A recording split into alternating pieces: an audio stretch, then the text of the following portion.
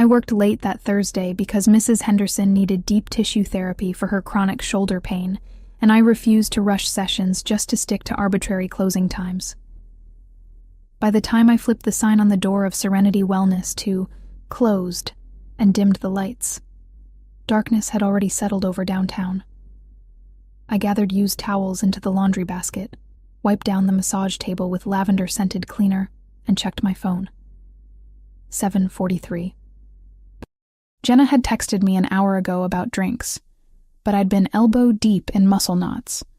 26 years old, and my Friday nights consisted of declining social invitations because I'd rather reorganize essential oil bottles. Pathetic didn't begin to cover it, but building a reputation took sacrifice.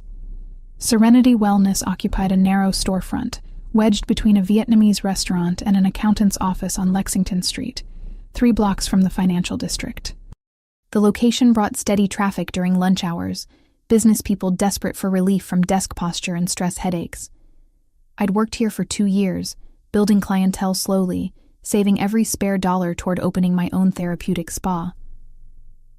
The dream kept me going through double shifts and demanding customers who treated massage therapists like servants instead of licensed healthcare professionals. I locked the front door and headed toward the back office to grab my jacket when my phone rang. Unknown number. I almost declined, but something made me answer. Serenity Wellness.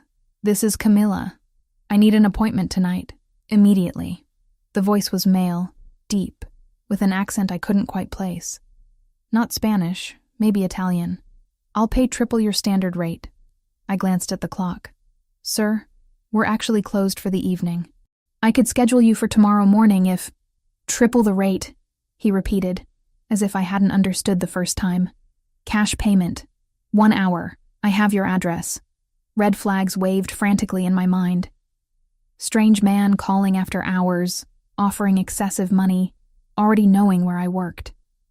Every instinct screamed to politely decline and hang up. But triple rate meant nearly $400 for a single session. That was half my monthly rent. That was 2 weeks of groceries. That was a significant deposit into my spa fund. Give me 20 minutes to prepare the room, I heard myself say. The door will be unlocked. He ended the call without another word. I stood there holding my phone, wondering what kind of desperation made me agree to see a stranger alone at night. The practical kind, apparently. The kind fueled by student loan statements and a lease renewal notice that came with a rent increase I couldn't afford. I pushed the worry aside and got to work. Fresh sheets on the table, new towels warming in the cabinet, adjusting the lighting to that perfect dim glow that encouraged relaxation. I lit 3 candles, lavender and eucalyptus, and started the ambient music playlist through the small speaker system. The room looked professional, inviting, safe. Through the front window, I noticed the sky had shifted from black to something heavier. Thunder rumbled in the distance. Within minutes, water began streaking down the glass in thick rivulets. Perfect weather for questionable life choices. Exactly 20 minutes after his call, headlights cut through the downpour. A vehicle pulled up directly in front. Sleek and dark. I couldn't make out the model through the rain, but even from inside I could tell it cost more than everything I owned combined. The driver's door opened. A man stepped out into the storm without an umbrella, seemingly unconcerned about the deluge soaking his clothes. He moved with purpose toward my door. I unlocked it as he reached for the handle. Water dripped from his dark hair, ran down the sharp planes of his face. He was tall, maybe 6'2", with broad shoulders that filled out his black shirt in a way that suggested either dedicated gym time or manual labor. His eyes caught me first, though. Light brown, almost amber in the candlelight, scanning the space with the kind of attention that missed nothing. No scars marked his face, just strong features and a jawline that could cut glass. Thank you for accommodating the late request. He stepped inside, bringing the scent of expensive cologne mixed with rain. I'm Lucas. Camilla. I locked the door behind him, suddenly hyper-aware that we were alone in a locked building at night. Just Lucas. Just Lucas. He pulled his wallet from his back pocket, extracted 6 crisp $100 bills and held them out. Will this suffice? I took the money with fingers that wanted to tremble. $600. Twice what he'd promised. That's more than triple the rate. Consider it an apology for the inconvenience. His gaze held mine for a moment longer than necessary before he glanced toward the treatment room. Shall we? I led him to the massage room, explained the standard procedures, pointed out where to hang his clothes and how to position himself on the table. I'll give you a few minutes to get situated. Just lie face down and cover yourself with the sheet. I'll knock before entering. He nodded once, already unbuttoning his shirt. I stepped out quickly and closed the door. In the small hallway, I leaned against the wall and took 3 deep breaths. This felt wrong. Not dangerous exactly, but significant in a way I couldn't articulate. The money in my hand proved real, though. $600 bills that could solve immediate problems and fund a week of comparative comfort. I couldn't afford moral qualms about cash from mysterious late-night clients. I knocked softly. Ready? Yes. When I entered, Lucas lay face down as instructed, the white sheet draped across his lower back and hips. His shoulders were even more impressive uncovered, muscles defined in ways that spoke of serious physical training. Old bruises marked his ribs, faded to yellowish green. His hands rested at his sides, and I noticed scarring across his knuckles, the kind that came from repeated impact. Not a desk job, then. I warmed oil between my palms and started with his upper back, working the trapezius muscles with firm pressure. He was tense everywhere. Muscles locked tight enough to restrict movement. I worked methodically, finding trigger points and releasing them, using techniques that should have brought at least some audible relief. Lucas remained silent, breathing steady, never flinching even when I applied deep pressure to obviously painful knots. You carry a lot of tension here, I said quietly, working my thumbs along his spine. What do you do for work? I manage various business interests. His voice was slightly muffled against the face cradle. It's demanding, vague non-answer. I'd expected nothing less. I continued working, moving to his shoulder blades, finding resistance there too. Whoever Lucas was, whatever he did, it kept him wound tight as a spring. Minutes passed in silence, broken only by the ambient music and the storm outside intensifying. When I reached his lower back, he finally made a sound, a low exhale that might have been relief. I found a particularly stubborn knot near his right hip and pressed into it, using my body weight for leverage. Touch it again. His words were soft but unmistakable. Slower. I froze, hands still on his skin. The request could have been purely therapeutic, a client asking for technique adjustment. But the way he said it, the subtle shift in his breathing, suggested layers I didn't want to examine too closely. I applied pressure again, deliberately slowing my movements, working the muscle group with careful attention. He made that sound again, deeper this time. Not pain, something else entirely. I finished the session in professional silence, maintaining boundaries even as awareness crackled in the space between us. When the hour ended, I stepped out to let him dress. My hands shook slightly as I washed oil from them in the small sink. This was fine. This was just a client who'd needed late-night therapy and had the money to make it happen. Nothing more. Lucas emerged fully dressed, his wet hair pushed back from his face. He looked composed, relaxed in a way he hadn't been when he'd arrived.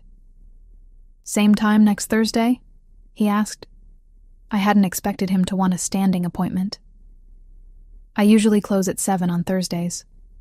I'll call ahead. Compensate accordingly for the late hour. He moved toward the door, then paused with his hand on the handle. You're very skilled at what you do, Camilla. I appreciate discretion as much as expertise. Discretion is part of the service. He smiled then, just a slight curve of his mouth that transformed his severe features into something almost warm. Good. Then he was gone, disappearing into the storm as quickly as he'd appeared. Through the window, I watched the expensive car pull away, taillights vanishing into the rain-soaked night. I locked the door and leaned against it, still holding $600 in cash and wondering what I'd just agreed to. The money felt heavier than it should, weighted with implications I couldn't quite name. Lucas wasn't like my other clients. He moved differently, spoke differently, carried himself with a certainty that suggested authority I hadn't earned in my 26 years. I counted the bills again. Real. All of it real. I tucked the money into my wallet, blew out the candles, and locked up for the night. My apartment was only 4 blocks away, walkable even in the downpour. I pulled my jacket over my head and stepped into the storm. Water soaked through my shoes immediately. I walked quickly, head down, trying not to think about amber eyes and cryptic statements about discretion. Just a client. A generous client who appreciated good work and was willing to pay for it. Nothing suspicious about that. Except, I didn't believe it. Not really. Something about Lucas suggested complications I was better off avoiding. But $600 sat in my wallet, and he'd already scheduled his next appointment, and I'd already committed to seeing him again.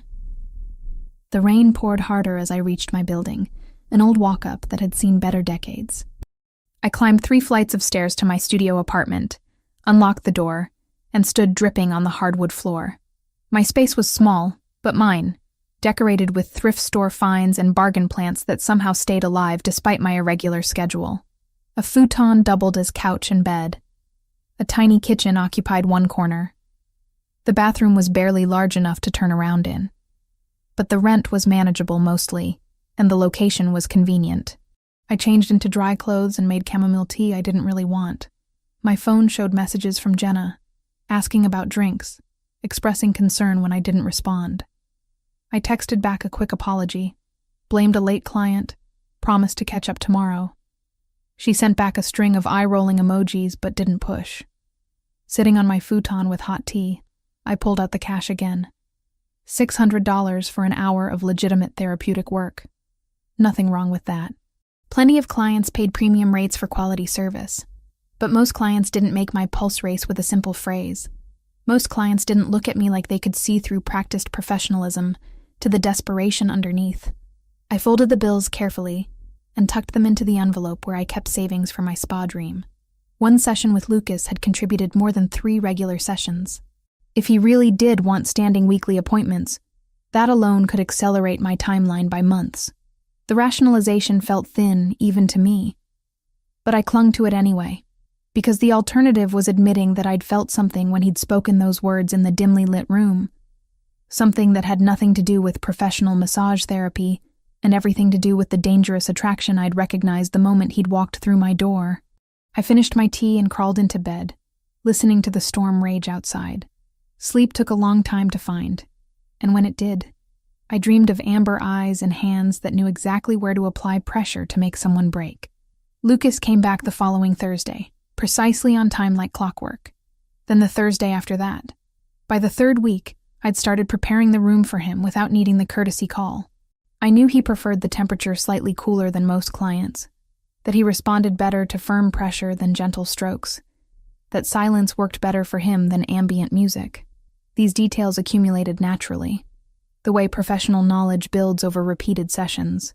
What didn't feel professional was the way my pulse quickened when his car pulled up outside, or how I found myself thinking about him during sessions with other clients, comparing their tension patterns to his, wondering what caused the particular way his shoulders locked up. I told myself this was normal therapeutic curiosity. I'd worked with dozens of clients over 2 years. Some stuck in your mind more than others.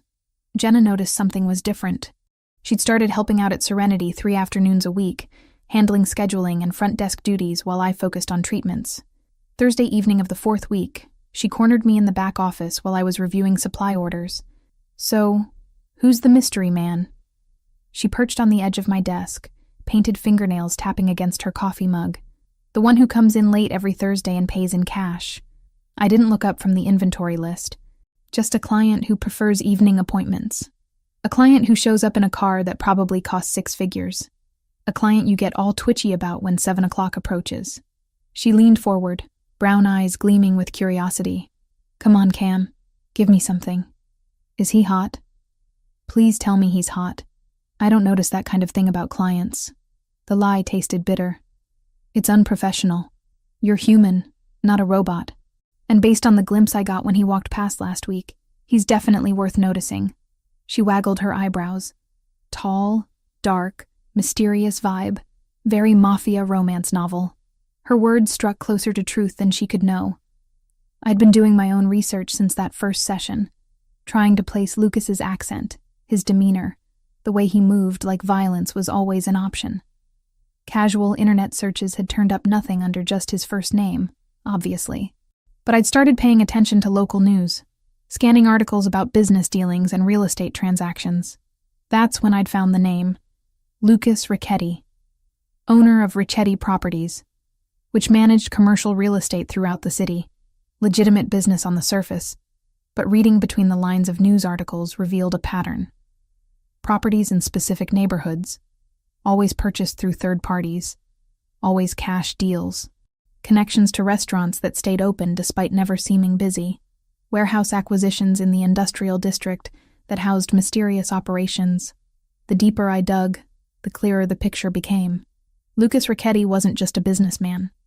He was connected, the kind of connected that came with euphemisms like business interests and community influence, the kind that made people speak carefully when his name came up. I should have stopped seeing him the moment I figured it out. Should have canceled his appointments, returned his money, maintained the safe professional distance between myself and anything remotely criminal. But I didn't. Couldn't. Because underneath the suspicion and wariness, fascination burned brighter than common sense. Earth to Camilla. Jenna waved her hand in front of my face. You completely zoned out. Sorry. I set down my pen. Just tired. It's been a long week. It's Wednesday. Exactly. She studied me with the kind of perception that came from a decade of friendship. Jenna and I had met in community college before I'd transferred to the massage therapy certification program. She'd stuck with business administration, graduated, then spent 2 years working corporate jobs she hated before I'd convinced her to help me build Serenity into something real. She knew me well enough to recognize when I was hiding something. Be careful, she said quietly. Whatever this is, whoever he is, just be careful. I wanted to reassure her that nothing was happening, that Lucas was just a client who paid well and required late sessions. But Jenna deserved better than comfortable lies. I will, I promised instead. She nodded and slid off the desk, coffee mug in hand. I'm heading out. Lock up when you're done tonight, yeah?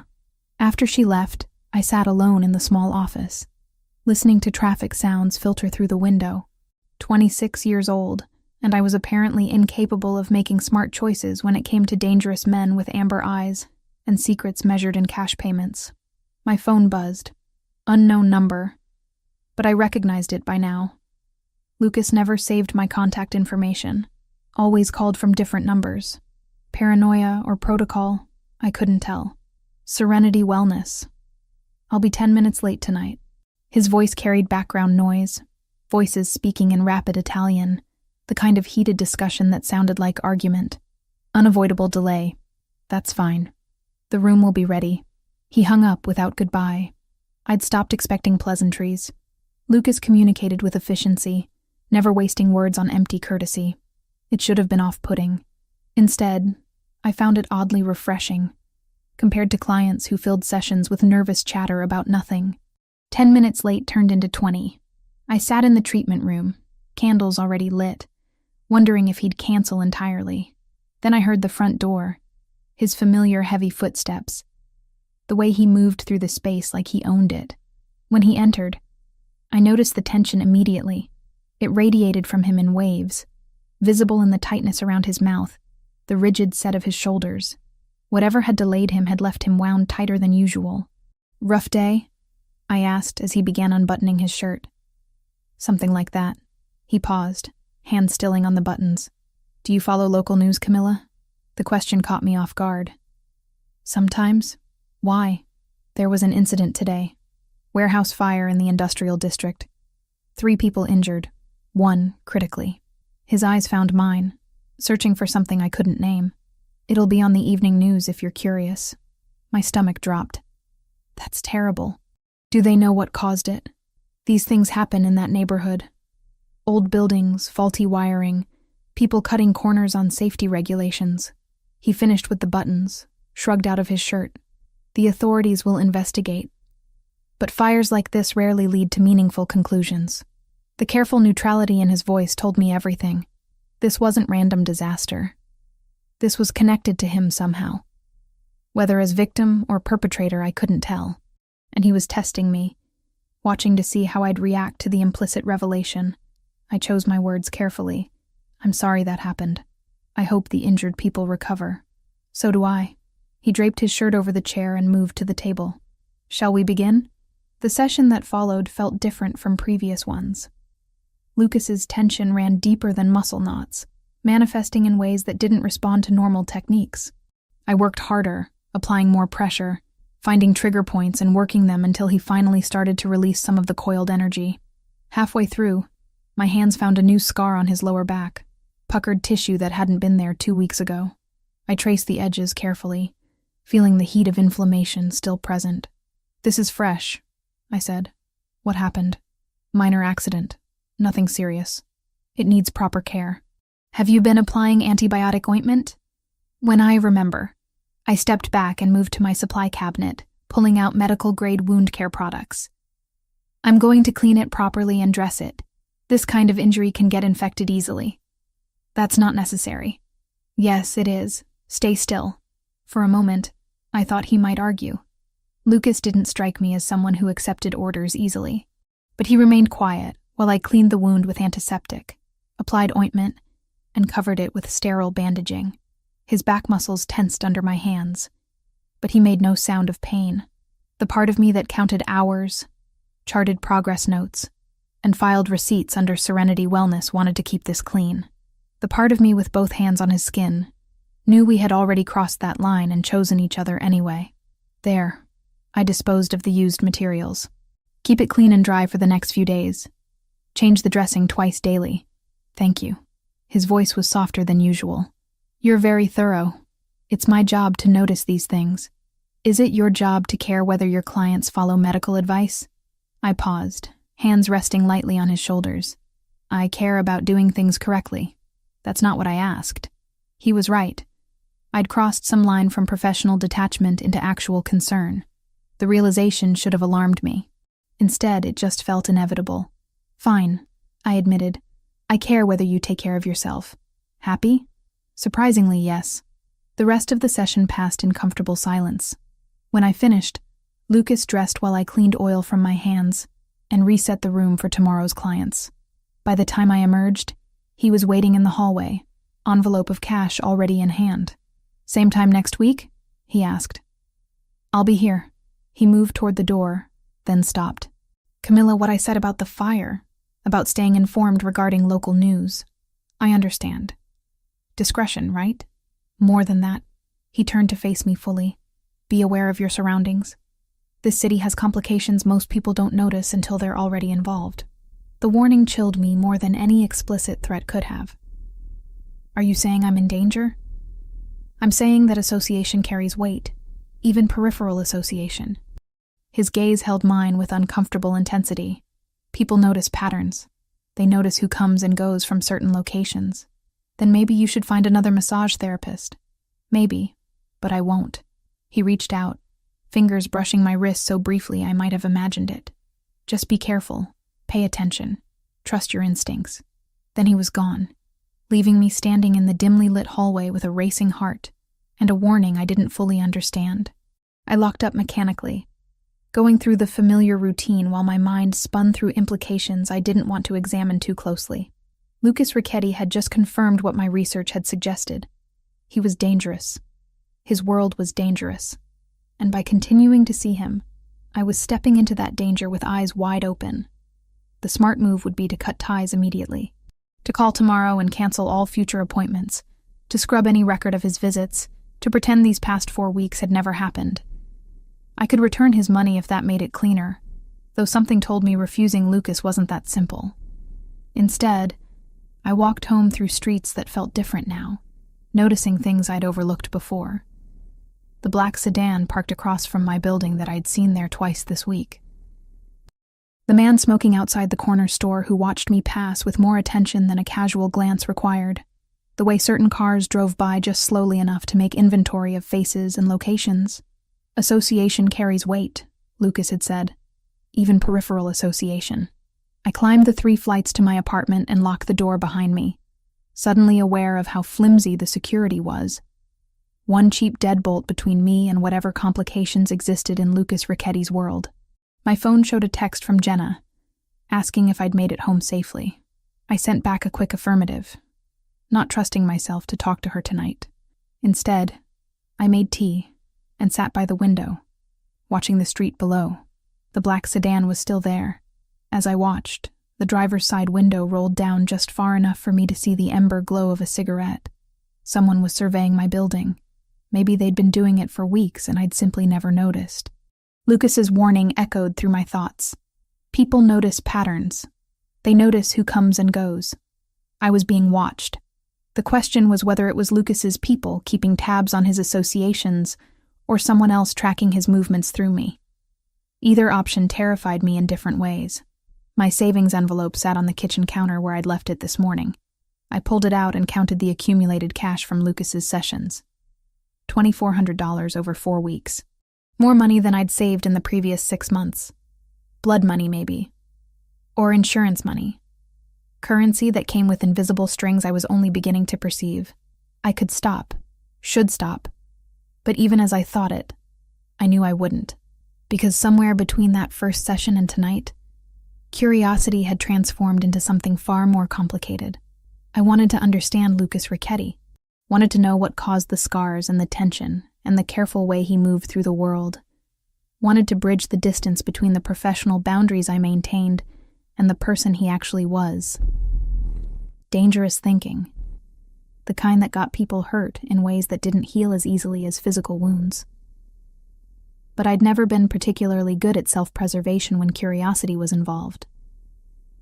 So I'd show up next Thursday at 7 and the Thursday after that, and I'd continue learning the contours of Lucas Richetti's secrets one session at a time, until either the truth emerged or the danger became too real to ignore. The sedan pulled away around midnight. I watched it disappear down the street, brake lights vanishing around the corner.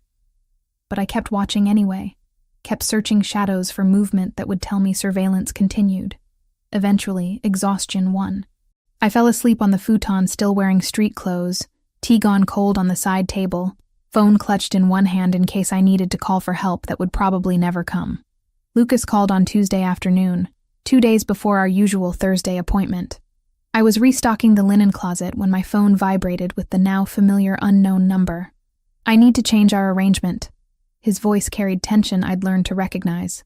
Starting this week, I'd like you to come to my property instead of meeting at Serenity. I nearly dropped the stack of towels I was holding. Your property?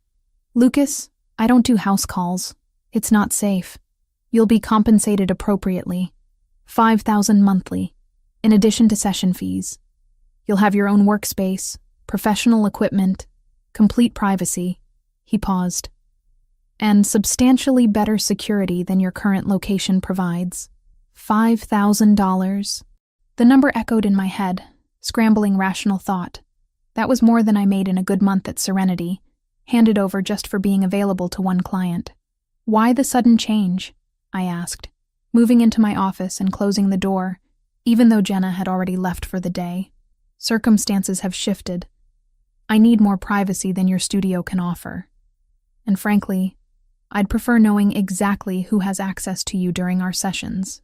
The possessiveness in his statement should have alarmed me. Instead, it sent heat curling through my stomach. You'll also maintain your regular schedule at Serenity. This arrangement is for Thursday evenings only, and occasionally other times if needed. If needed? I repeated. That's vague. Intentionally so. My schedule isn't always predictable. Background noise filtered through the phone. Someone speaking urgently in Italian. Lucas responded in the same language, sharp and commanding, before returning to English. I need an answer, Camila. Tonight. Every professional instinct screamed that accepting meant crossing a line I couldn't uncross. Going to a client's private residence, especially one with Lucas's connections, violated every safety protocol I'd been taught. But $5,000 monthly meant I could have my spa within a year instead of 5. Meant security I'd never experienced. Meant stepping deeper into whatever this was between us. I keep my regular clients at Serenity, I said slowly. Thursday evenings only, like you said. And I want the workspace agreement in writing. Done. I'll have my driver collect you Thursday at 7. Bring whatever supplies you need that aren't already provided. He ended the call before I could change my mind. I sat, staring at my phone. wondering when I'd become someone who negotiated with dangerous men in Italian about private appointments and monthly retainers. Jenna would lose her mind if I told her. My sister Megan would probably stage an intervention. Megan. I hadn't talked to my little sister in almost 2 weeks, too absorbed in my increasingly complicated situation with Lucas. She was finishing her sophomore year at State, majoring in environmental science, blissfully unaware that her older sister was making spectacularly questionable life choices. I made a mental note to call her this weekend. Make sure she was okay. Pretend everything in my life was normal. Thursday arrived too quickly. I spent the day at Serenity handling regular clients, going through familiar motions while my mind spun ahead to the evening. Jenna noticed my distraction during lunch, but when she asked, I blamed it on inventory stress and upcoming rent. Not entirely lies, just strategically incomplete truth. At 6:30, I changed into fresh clothes, black pants, and a charcoal sweater that felt more professional than my usual work attire. Packed my essential oils, favorite massage tools, the wound care supplies I'd been using on Lucas's various injuries. By 6:50, I was standing outside Serenity watching traffic, wondering if I should just lock up and go home, forget this whole arrangement. A black sedan pulled up precisely at 7. The driver stepped out, older man with silver hair, and the posture of someone with military background. He opened the rear door without speaking. I hesitated for 3 heartbeats before climbing in. The drive took 20 minutes, winding through downtown into residential areas that grew progressively wealthier. We finally turned onto a private road lined with mature trees, eventually reaching gates that opened automatically. Beyond them, Lucas's property sprawled across what had to be at least 5 acres. The house itself was modern architecture, all clean lines and glass, discreetly elegant rather than ostentatious. Security cameras tracked our progress up the curved driveway. I counted at least 4 guards positioned around the grounds, trying to appear casual, but failing. This wasn't a home. This was a fortress disguised as upscale real estate. The driver parked near the main entrance. Another man, younger, with the same alert bearing, appeared to escort me inside. He introduced himself as Vincent and explained that Mr. Ricchetti was finishing a meeting, but had prepared the workspace for my approval. The interior matched the exterior, sophisticated without being cold. Vincent led me through a foyer with marble floors into a corridor lined with what looked like original artwork. We stopped at a door near the rear of the house. When Vincent opened it, I forgot to breathe. The room was perfect. Professional massage table, better quality than mine at Serenity. Cabinet stocked with premium oils, lotions, supplies I'd mentioned preferring but could never justify purchasing. Lighting system with multiple settings. Sound system built into the walls. Temperature controls. Even a small attached bathroom for washing up between sessions. Mr. Ricchetti had our interior designer consult with several therapeutic spa owners. Vincent explained. If anything is incorrect or missing, please let him know. It's incredible, I managed. This must have cost... I stopped myself before finishing the thought. Commenting on cost felt inappropriate. He wanted you to be comfortable. I'll let him know you've arrived. Vincent left me alone to explore. I ran my hands over the massage table, testing the padding, the height adjustment mechanism. Everything was top tier. Lucas had either spent considerable time researching proper therapeutic equipment or paid someone very well to do it for him. Either way, the attention to detail unsettled me more than the obvious expense. Lucas appeared 10 minutes later, wearing black pants and a white dress shirt with sleeves rolled to his elbows. He looked tired, tension visible in the tightness around his eyes. "What do you think?" he asked, gesturing to the room. "It's better equipped than most professional spas I've seen. You didn't have to go to this trouble. I wanted you to have proper tools. Anything else you need, tell Vincent. He'll acquire it." He moved to the massage table, running one hand along the edge. "Thank you for agreeing to this arrangement. Thank you for the generous offer. Though I'm still not entirely sure why it was necessary." His jaw tightened. "There are people who've noticed our sessions at Serenity. People who might use that information in ways that create complications." "Complications?" I repeated. "You mean threats. Potential threats. I don't take chances with those under my protection. I'm not under your protection, Lucas." I'm your massage therapist." His gaze locked onto mine with uncomfortable intensity. "You became under my protection the moment people started watching my patterns. Association creates responsibility, whether we intended it or not." The implication landed heavy in my chest. By continuing to see Lucas, I'd inadvertently made myself a target, or at least a point of interest, for whoever tracked his movements. And rather than distance himself to keep me safe, he'd pulled me closer, into his controlled environment where he could monitor potential threats. "Who's watching?" I asked quietly. "Business competitors. People who would leverage any perceived weakness." He turned away, moving toward the window that overlooked dark gardens. "I have rivals who don't share my boundaries regarding acceptable tactics, and they'd target me to get to you. Given the opportunity, yes." He looked back at me. "This isn't meant to frighten you. It's meant to keep you safe while we continue our professional relationship." Professional relationship. The phrase felt increasingly inadequate for whatever was developing between us. But acknowledging that meant confronting truths I wasn't ready to examine. "Should I be worried?" I asked instead. "Not while you're here. My security is comprehensive, and I've made it clear that anyone interfering with my personal arrangements would face severe consequences." The casual way he said it, the implicit violence in those consequences, should have terrified me. Instead, I felt perversely reassured. "Okay." I moved to the supply cabinet, examining the oils he'd stocked. "Then I guess we should begin." The session that followed felt different from all previous ones. Being in his space, surrounded by his things, with his security outside the door, transformed the dynamic in ways I couldn't quite articulate. Lucas relaxed faster, trusting the environment in ways he never had at Serenity. I worked through his chronic tension points, finding new areas of stress that suggested whatever business he managed was reaching critical pressure. Halfway through, my phone buzzed in my bag. I ignored it, focused on the work. It buzzed again, and again, 5 times in rapid succession. Lucas lifted his head from the face cradle. "You should check that." I wiped oil from my hands and retrieved my phone. 7 missed calls from Megan. My stomach dropped. My sister never called repeatedly unless something was seriously wrong. I answered her 8th attempt. "Megan? What's wrong?" "Cam." Her voice shook. "There are men here, at my apartment. They're saying they need to talk to you about someone named Lucas. They won't leave. They're just standing outside my door. And I don't know what to do." Ice flooded my veins. "Lock your door. Don't open it for anyone. I'm calling the police. They said if you call the police, they'll have to take alternative measures to establish contact." She was crying now, trying to muffle the sound. "What does that mean? Who are these people? Why are they looking for you?" Lucas was already off the table, phone pressed to his ear, speaking rapid Italian. He made eye contact with me, and I understood without words. This was exactly the complication he'd warned about. Someone had traced our connection and decided to apply pressure through my 20-year-old sister. "Megan, listen carefully." I forced my voice steady, despite the panic clawing up my throat. "Give me your exact address." While she read it out, I texted the same to Vincent and called campus security, logging a welfare check under her dorm number.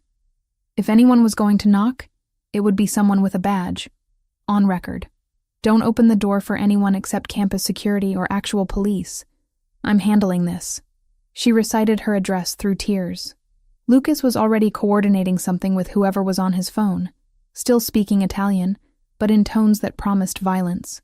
He ended his call and looked at me. "My people will be there in 8 minutes. Campus is only 15 minutes from here." His voice was ice-cold calm. "The men outside her door will be removed. Quietly. Your sister won't be harmed. How do you know who they are?" But even as I asked, I knew. Same people who'd been watching Serenity. Same business rivals he'd mentioned. They'd found my vulnerability and exploited it with surgical precision. The O'Sullivan family. He was already moving toward the door. Irish crew that's been pushing into territory they don't belong in. This is their way of sending a message. What kind of message? That they know my patterns, that they can reach people close to me whenever they choose. He stopped at the door. "Stay here. Vincent will remain outside. Don't leave this room until I tell you it's safe. I'm coming with you." "No, you're not." His tone left no room for argument. If they're watching your sister's building, they're waiting to see how I respond. Bringing you would confirm exactly how important you are. Staying here protects both of you. He was gone before I could protest further. I sank onto the massage table, phone clutched in shaking hands, trying to explain to Megan that help was coming without explaining who was sending it, or why. She asked questions I couldn't answer. Finally, I just stayed on the line with her, listening to her frightened breathing, counting seconds until Lucas's people arrived. 7 minutes later, I heard her gasp. "Oh God, Cam, there are more men. They just came out of nowhere. They're talking to the guys at my door. It sounds like they're arguing. Stay inside. Lock everything. Don't look out the window." The sounds through the phone were muffled but tense. Male voices, aggressive but controlled. Then silence. Heavy, expectant silence. "They're gone," Megan whispered finally. "All of them. Just left." "What the hell is happening? Who were those people?" "I'll explain later. Are you okay? Did anyone try to hurt you?" "No. They just stood there." "But Cam, this is insane. Why would anyone threaten me to get to you? What have you gotten yourself into?" The question I'd been avoiding for weeks. What had I gotten myself into? And more importantly, how did I get both of us back out? "Pack a bag," I told her. "Enough for a few days. Someone will come get you within the hour. You're not staying there tonight." "Cam?" "Please, Megan, just trust me. I'll explain everything, I promise. But right now, I need you safe." She agreed, still confused and frightened, but trusting her older sister. After we hung up, I sat in that perfect therapeutic room surrounded by expensive equipment, realizing that Lucas had been right about everything. Association carried weight. People noticed patterns, and by continuing to see him, I'd painted a target on everyone I cared about. Lucas returned 40 minutes later, looking grim but satisfied. "Your sister is being collected now. Vincent will bring her here, where she'll stay until this situation is resolved." "Resolved how?" "The O'Sullivans need to understand that there are lines even they don't cross. I'll make that clear." The controlled fury in his voice suggested exactly how that message would be delivered. "Your sister will be safe here. You have my word. She's going to have questions. Then give her answers. Enough to satisfy her concern, but not enough to put her in additional danger." He moved closer, close enough that I could smell expensive cologne and the faint copper scent of adrenaline. "I'm sorry, Camilla. This wasn't supposed to reach your family, but you knew it could. That's why you brought me here." "Yes, the honesty at least was something. What happens now?" "Now you stay here tonight, both of you. Tomorrow we'll discuss longer-term arrangements." His hand lifted, fingers brushing my jaw in a gesture too intimate for our supposed professional relationship. "I protect what's mine, and whether you've accepted it yet or not, you're mine now." The declaration should have sparked outrage or fear. Instead, heat pooled low in my stomach, desire mixing dangerously with the adrenaline still flooding my system. I stepped back, creating necessary distance. "I need to call Jenna. Tell her I won't be opening Serenity tomorrow." "Already handled. Vincent contacted her an hour ago. Explained you have a family emergency." He smiled faintly at my expression. "I handle complications, Camilla. All of them." Before I could respond, Vincent knocked and entered. "Mr. Ricchetti, the guest has arrived." I rushed past both men, following Vincent to the foyer where Megan stood clutching an overnight bag, eyes wide as she took in the mansion's interior. When she saw me, she dropped the bag and threw herself into my arms. "Camilla, what is going on? Those men, and then these other men, and now this house." She pulled back, looking between me and Lucas, who'd followed me out. Understanding dawned across her features. "This is Lucas? The private client you've been seeing?" "Megan, it's complicated. I can see that." She didn't take her eyes off Lucas, assessing him with the protective suspicion only younger siblings mastered. "Are you the reason men were threatening me tonight?" "Indirectly, yes." Lucas didn't flinch from her accusation. "And I take full responsibility for ensuring it doesn't happen again. You'll stay here under security until the threat is eliminated." "Threat from who?" "Eliminated how?" Megan's voice rose. Somebody better start explaining things or I'm calling the police and our parents. Mom and Dad are dead, I reminded her quietly, and calling the police would only make this worse. Her face crumpled. For all her college sophistication, she was still just 20, still young enough to want simple answers to complicated situations. I guided her to a sitting room Vincent indicated, Lucas following at a respectful distance. Over the next hour, I explained what I could, editing liberally, but providing framework. Lucas owned businesses with competitors who played rough. By becoming his regular therapist, I'd inadvertently become visible to those competitors. Tonight's incident was an escalation, one Lucas was handling. Megan absorbed it all, anger gradually replacing fear. So you're dating a gangster? I'm not dating anyone. Lucas is my client. She looked at Lucas, then back at me, one eyebrow raised in perfect skepticism. Sure he is. Despite everything, I almost laughed. My baby sister, terrified an hour ago, now sitting in a mansion calling out my denial about the obviously complicated man currently providing us sanctuary. Lucas excused himself, promising that rooms were prepared for both of us. After he left, Megan grabbed my hands. He's dangerous, Cam. Like, actually dangerous. Those men tonight weren't playing around. I know. And you're still going to see him. It wasn't a question. She knew me well. I don't know what I'm going to do. But right now, we're here. We're safe. And that's what matters. She didn't look convinced, but exhaustion was winning. Vincent appeared to show her to a guest room. Before she left, she hugged me tight. Be careful, she whispered. Please. Alone in the opulent sitting room, I finally allowed myself to feel the weight of what had happened. Lucas's rivals had targeted my sister to send a message. Lucas had responded with precision and force, and I was now exactly where he'd warned I'd end up. Deep enough in his world that extraction looked increasingly impossible. My phone buzzed. Text from Lucas. Your room is ready when you need it. Top of the stairs. Second door on the left. Sleep well, Camilla. I climbed the stairs slowly, finding the room he'd indicated. It was beautiful, decorated in soft colors with a massive bed and attached bathroom. My overnight bag sat on a chair, collected from Serenity by someone on Lucas's staff. Everything anticipated, everything handled. I showered and changed into sleep clothes, exhaustion finally catching up with crisis. Before turning out the lights, I texted back, "Thank you for protecting her." His response came immediately. Always. That single word carried promises I wasn't ready to believe, but desperately wanted to. The explosion happened 3 weeks after Megan had returned to campus under heavy security that she pretended not to notice. 3 weeks of me splitting time between Serenity during the day and Lucas's property most evenings.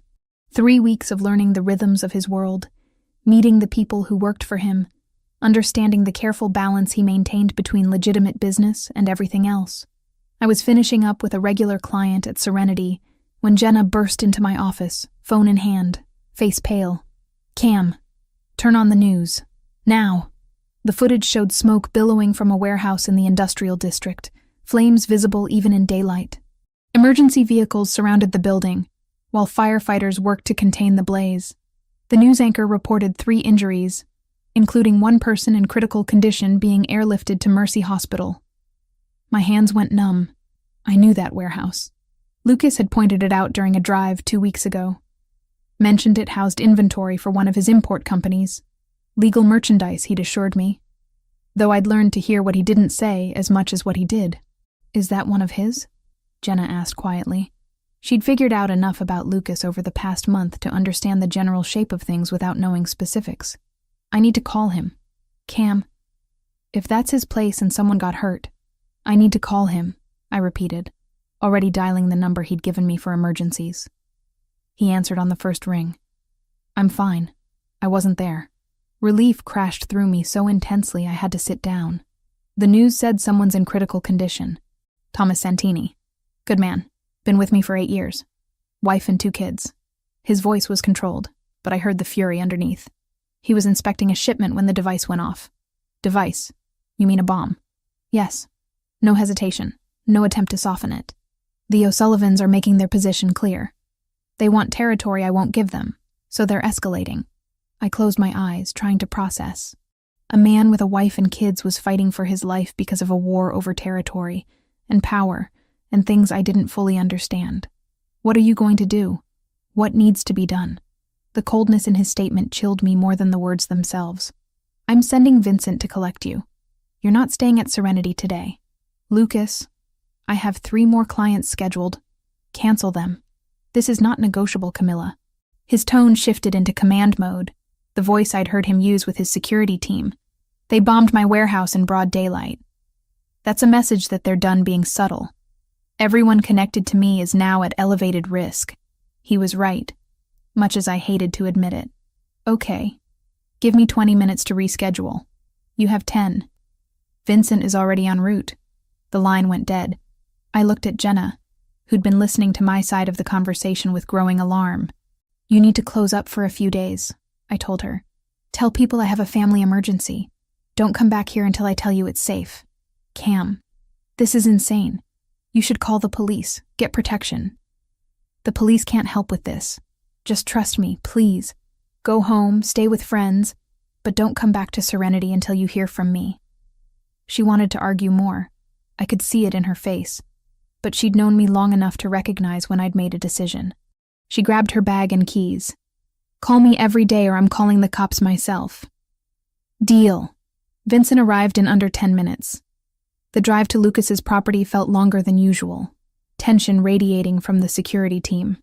When we arrived, I noticed twice as many guards as normal, all heavily armed, all on high alert. This wasn't just increased security. This was preparing for war. Lucas met me in the foyer, and the sight of him made my chest tighten. He looked exhausted.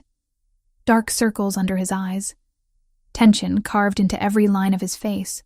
Without thinking, I crossed the distance between us and wrapped my arms around him. He went rigid for a heartbeat before his arms came around me, pulling me close.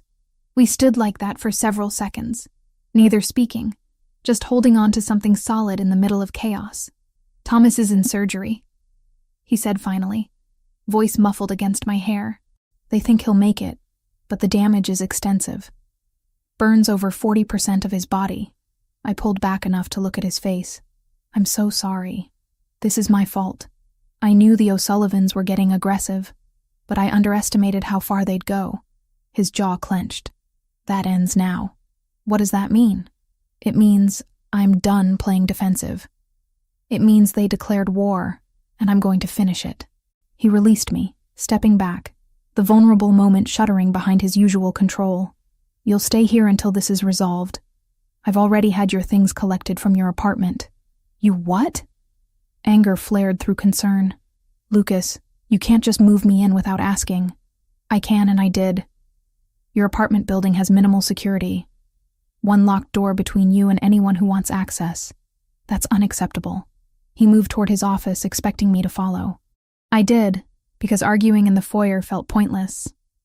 Inside his office, he gestured to a chair while he moved behind his desk. The space was masculine and severe, all dark wood and leather, walls lined with books in Italian and English. A laptop sat open, multiple windows displaying what looked like security footage and financial reports. I'm not your prisoner, Lucas. No, you're under my protection. There's a difference. He leaned against the desk, arms crossed. Camilla, I need you to understand something. The people who did this today, they know about you. They know you matter to me. That makes you a target. I didn't ask to matter to you. His expression softened slightly. I know, but you do. And I'm not apologizing for that. He reached out, fingers brushing my jaw. I should have been more careful, should have kept more distance. But I'm a selfish man, and I wanted you anyway. The admission hung between us, honest and raw. I covered his hand with mine, turning to press my lips against his palm. This is complicated. Extremely. His thumb traced my lower lip. Are you afraid of me? I considered the question honestly. Sometimes. Not of you hurting me, but of what you're capable of. What you'll do to the people who did this. I'll do what's necessary to protect my people and end this threat. No hesitation, no apology. Does that answer frighten you? It should, but mostly I'm just worried about you. I stepped closer, closing the space between us. Promise me you'll be careful, that you won't do anything reckless. I promise to survive. That's the best I can offer. It would have to be. The next several hours passed in tense activity. Lucas spent most of his time on calls, speaking rapid Italian with various associates, coordinating responses I didn't fully understand. I retreated to the therapeutic room he'd set up, needing familiar routine to center myself. When he finally appeared in the doorway, it was past 8 o'clock. "Can you work on me?" he asked. "I need to think clearly, and right now my shoulders are locked up so tight I can barely move." I prepared the room while he undressed. When he lay face down on the table, I could see the tension immediately. His entire upper back was rigid, muscles bunched like steel cables. I warmed oil between my palms and began working, starting gentle before applying deeper pressure. "Thomas is out of surgery," he said after several minutes of silence. "Prognosis is good. He'll recover." "That's wonderful." I worked a particularly stubborn knot near his shoulder blade, feeling it finally start to release. "Will he be safe? Will they go after him again?" "He's being transferred to a private facility under guard. His family is being moved to a secure location." Lucas exhaled slowly as I found another pressure point. "I take care of my people, Camilla. Always. I know you do." I moved lower, working the muscles along his spine. That's when I felt new damage, tissue that was hot to the touch, inflamed. I stopped, examining it more closely. "Lucas, what is this?" "Minor burn from today. I was close to the warehouse when it went off. Got hit by some debris. This is not minor. The area was at least 6 inches across, blistered and angry red." "Why didn't you say something? This needs medical attention." "It's fine. I cleaned it earlier." "It's not fine. Stay still." I went to my medical supplies, pulling out everything I'd need. The burn was 2nd degree at least, possibly verging on 3rd in a couple spots. I cleaned it carefully with antiseptic, applied specialized burn ointment, and covered it with proper bandaging. Lucas didn't make a sound through the process, even though I knew it had to hurt. When I finished, I stood looking down at him, this powerful man who'd somehow become central to my life, and felt something crack open in my chest. "You should have told me," I said quietly. "You should have let me help sooner." He turned his head to look at me, amber eyes serious. "I'm not used to having someone who wants to help. Most people in my life want something from me. You just want to make sure I'm okay." "Of course I do." I sat on the edge of the table, hand resting on his uninjured shoulder.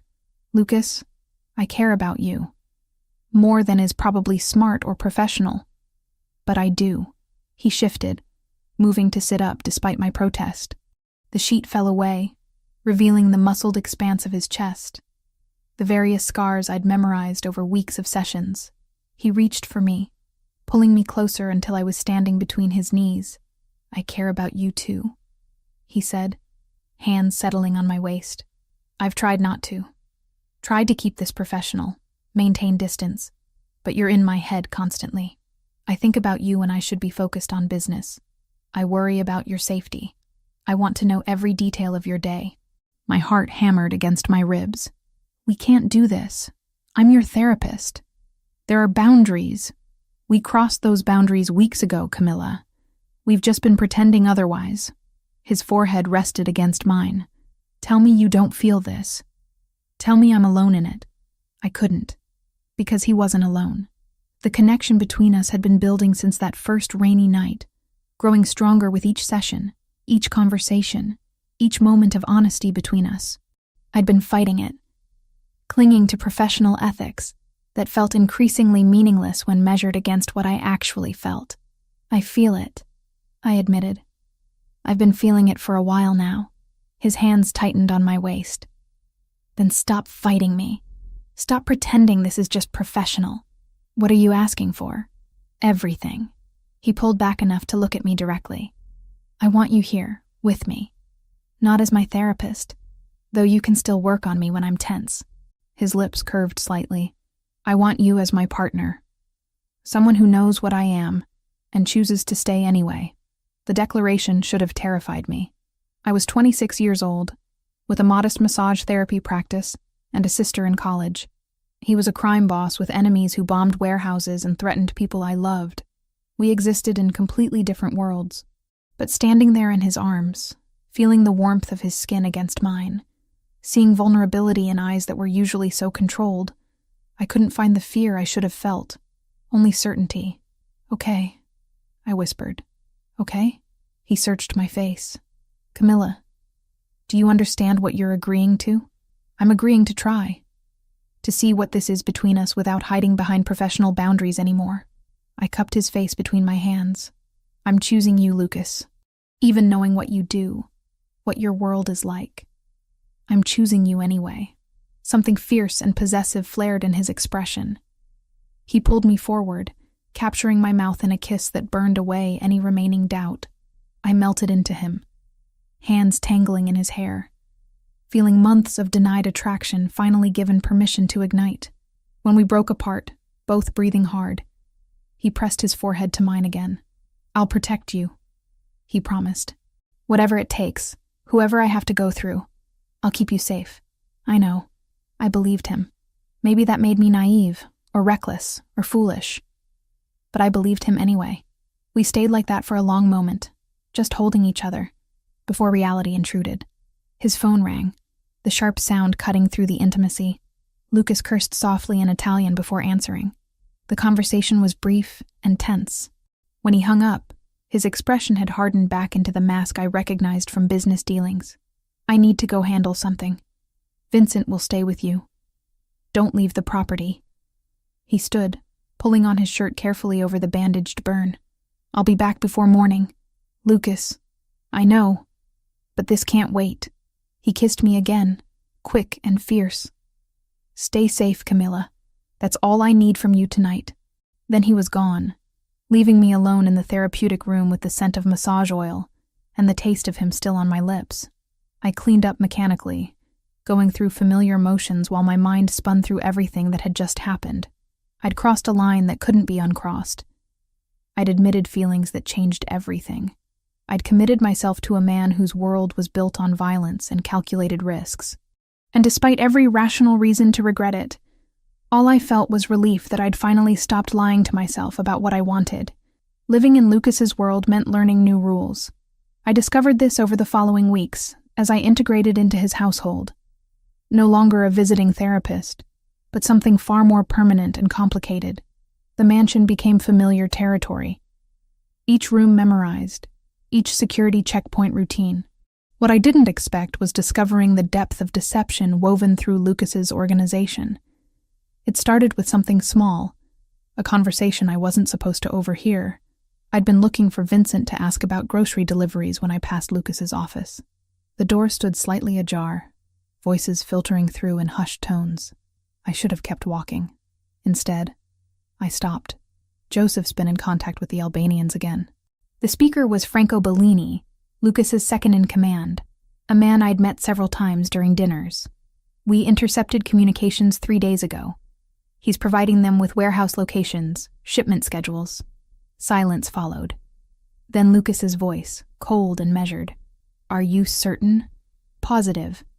We have phone records, encrypted messages that our tech people decoded. He's been feeding them information for at least 2 months, probably longer." Joseph Bellini, Franco's cousin, a man who'd worked for Lucas for years, who ate dinner at this table, who'd greeted me warmly when Lucas introduced us. A traitor. "Where is he now?" Lucas asked. "Still at the import office downtown. Doesn't know we're aware." Franco paused. "What do you want done?" The question hung heavy with implications. I pressed closer to the wall, heart hammering, knowing I should leave but unable to move. "Bring him here, tonight, quietly." Lucas's tone suggested this was a business matter, routine and inevitable. "I'll handle it personally." My stomach churned. Handle it personally.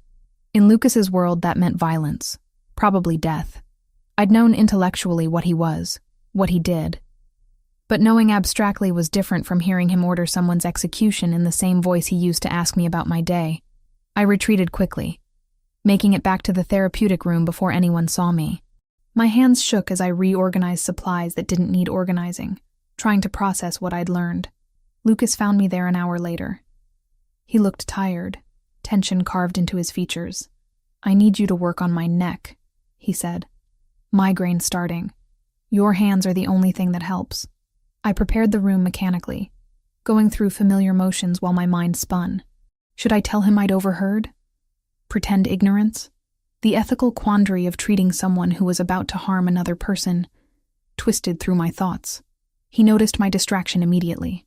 Lucas was too observant to miss much. "What's wrong?" he asked as I worked oil into his shoulders. "Nothing." The lie tasted bitter. "Camilla." He turned his head to look at me. "Don't lie to me. What happened?" I took a breath, made a choice. "I overheard your conversation with Franco about Joseph." His expression shuddered. "How much did you hear?" "Everything. That he's been passing information to your enemies. That you're bringing him here tonight." I moved around to face him. "Lucas, what are you going to do to him? What needs to be done?" He sat up, sheet falling away.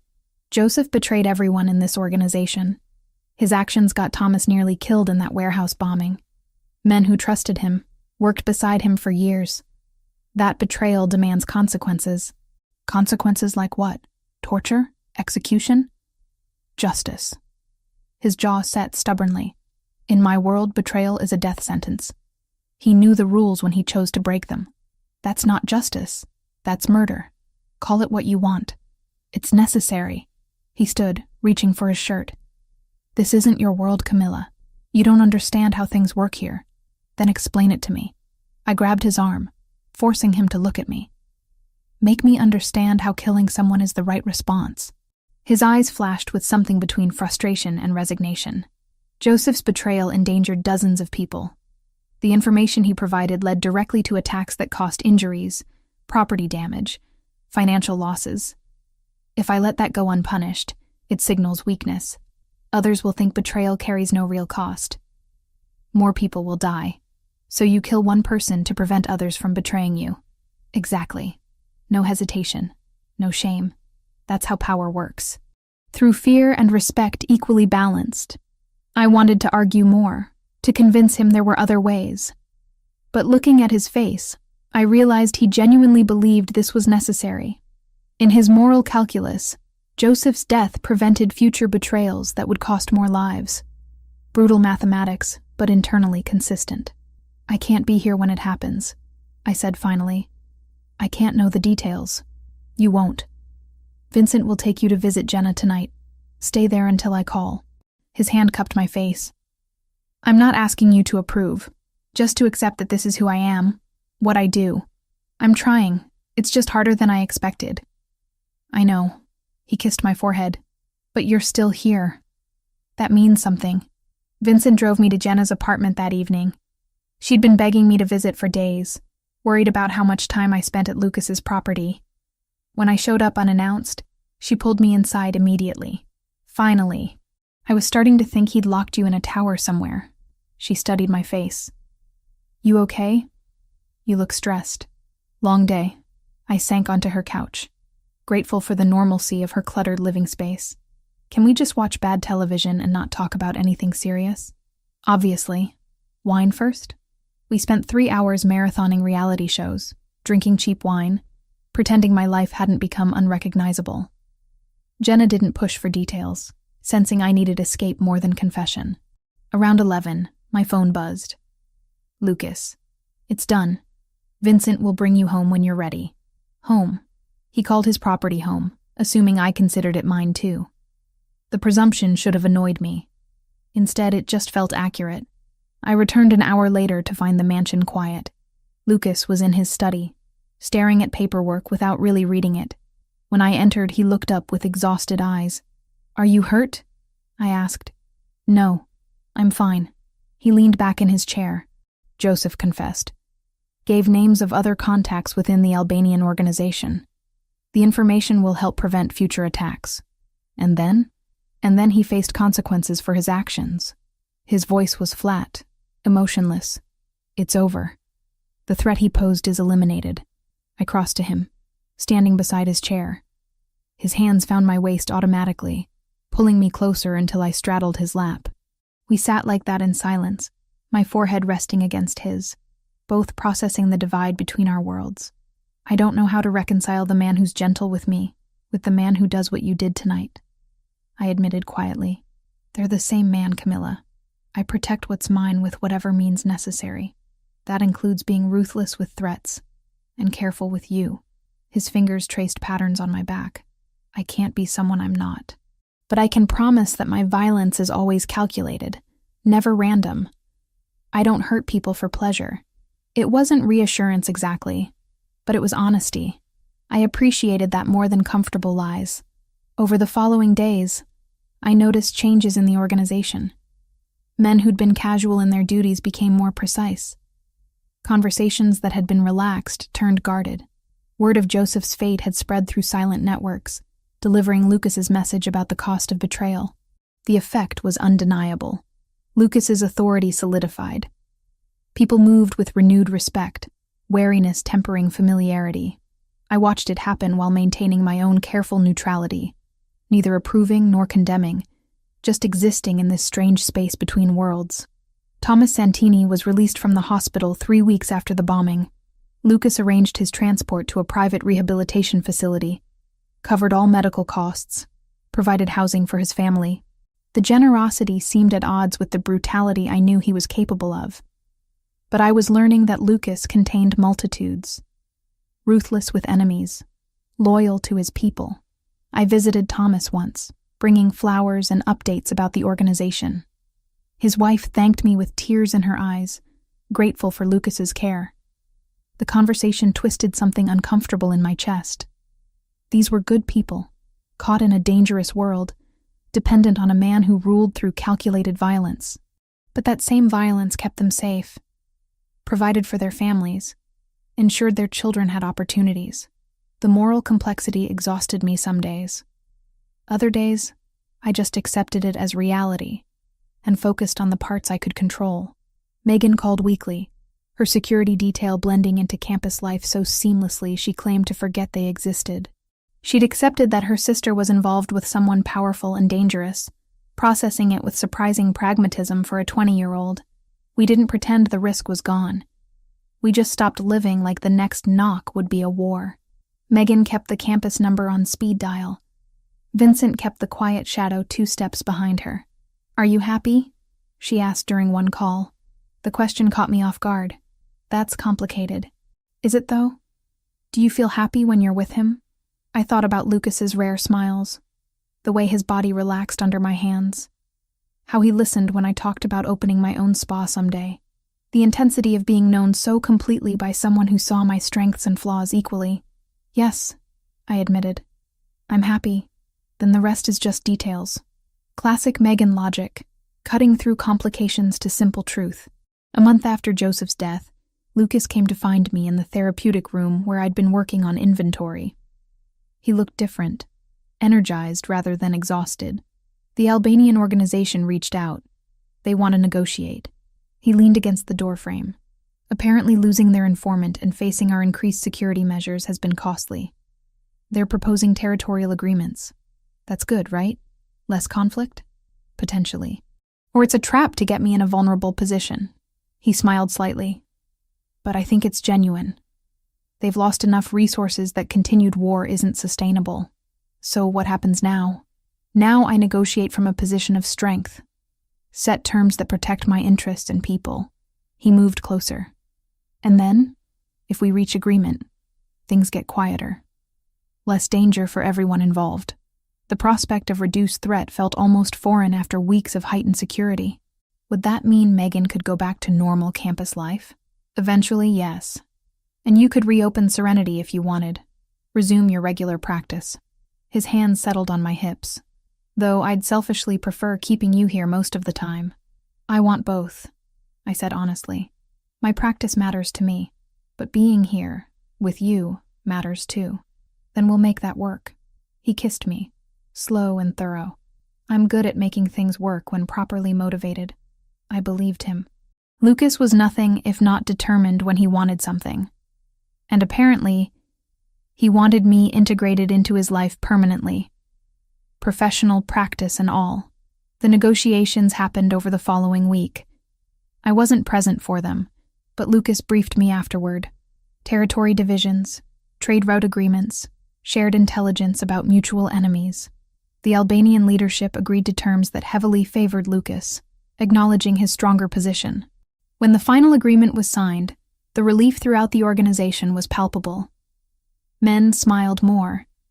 Tension that had been constant background noise eased. Thomas returned home from rehabilitation. Megan's security detail scaled back to minimal observation. Life didn't become normal. I'd learned that normal was relative in Lucas's world. But it became steadier, less chaotic. I split time between the mansion and serenity, rebuilding my practice while maintaining my relationship with Lucas.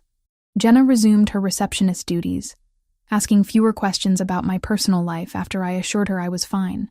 Lucas and I found rhythm in the complexity. Mornings at Serenity, afternoons with regular clients, evenings at his property where I'd work on him in the therapeutic room before spending nights in his bedroom. Weekends varied, sometimes visiting Megan on campus, sometimes attending business dinners where I learned to navigate conversations with dangerous people over expensive wine. The life I'd built felt improbable from the outside, probably appeared insane to anyone who knew the full truth. But from inside it, wrapped in Lucas's careful protection and genuine affection, it felt oddly sustainable. Not perfect, never simple, but mine in ways I couldn't have predicted that rainy night when he'd first walked into Serenity. Lucas brought up the idea over breakfast on a Saturday morning. We'd fallen into routines over the past couple months. Small domestic rituals that made his mansion feel less like a fortress and more like home. Saturday mornings meant coffee on the terrace overlooking the gardens, sunlight filtering through trees that had turned gold with autumn. "I want you to consider something," he said, setting down his coffee cup. "Moving here permanently." I'd been expecting this conversation eventually, but it still caught me unprepared. I practically live here already. Practically isn't the same as officially. Your apartment downtown is still your primary residence. Half your clothes are there, your mail goes there. Legally, it's where you live. He leaned forward, elbows on the table. "I want to change that. I want you here completely." That's a big step. I wrapped my hands around my own mug, needing something to hold. "What about Serenity? My practice?" "Keep it. Maintain your regular schedule there during the week. I'm not asking you to give up your work, Camilla. Just to acknowledge that this is where you belong when you're not working." The possessiveness in his statement should have triggered resistance. Instead, it just felt true. I did belong here, in this house with its armed guards and security cameras, with this man who ruled a criminal empire, but made me coffee exactly how I liked it. "What would that look like practically?" I asked. "Your things moved here. Address changed to this property.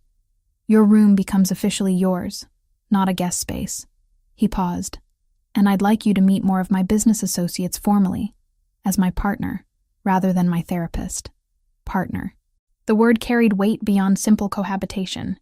In Lucas's world, presenting someone as a partner meant claiming them publicly, announcing to allies and enemies alike that they were under his protection. It meant visibility I'd been avoiding. "That makes me a bigger target," I said carefully. "It makes you untouchable." His eyes held mine. "Right now, people know you're important to me. But there's ambiguity about the relationship. That ambiguity creates vulnerability. If I claim you formally, it sends a clear message. Harming you means declaring war on me personally. No one wants that." The twisted logic actually made sense. Being obviously important to Lucas was safer than being questionably important. "What does Megan think about all this?" I spoke with her last week when she visited. She said, and I quote, "If my sister's going to date a gangster, at least make sure she's safe." His mouth quirked. "Your sister is remarkably practical." That sounded like Megan. "When would this happen?" "Whenever you're ready. Today, next month. I'm not rushing you." He reached across the table, fingers finding mine. "But I'd like an answer eventually. I need to know if you're committed to building something permanent with me." The vulnerability beneath his confident exterior surprised me. Lucas, who commanded absolute loyalty from dozens of people, who made decisions that shaped illegal operations across the city, needed reassurance from a massage therapist who'd stumbled into his world by accident. "I need time to think," I said honestly. "Not because I'm uncertain about us, but because this is permanent in ways that scare me. Once I'm officially living here, officially your partner, that's it." There's no going back to my old life. No, he agreed. There isn't. But that life was lonely, wasn't it?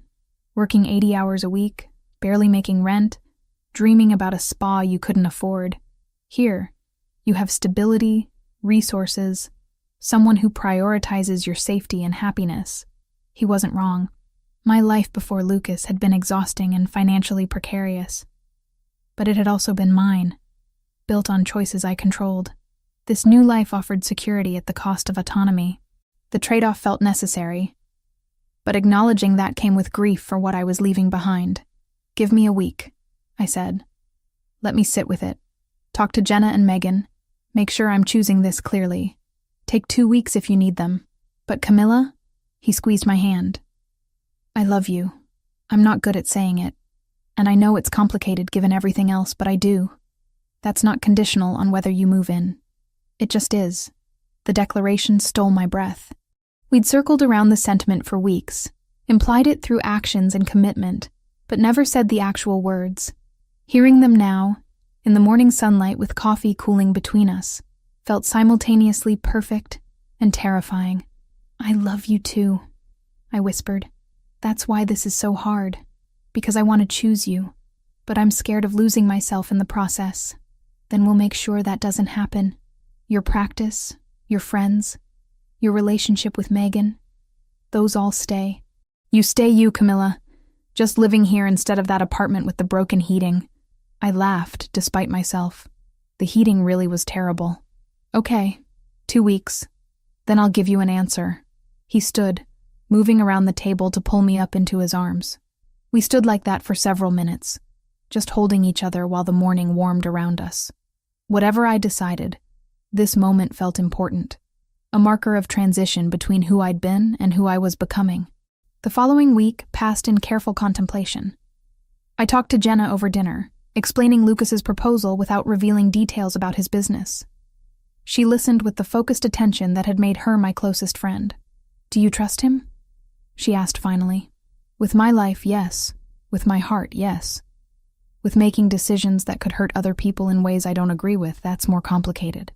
But you knew what he was when you fell in love with him." "I did. I just need to decide if I can live with that long term." She reached across the table, squeezing my hand. "Then here's my advice as someone who loves you. Don't make this about him or his world.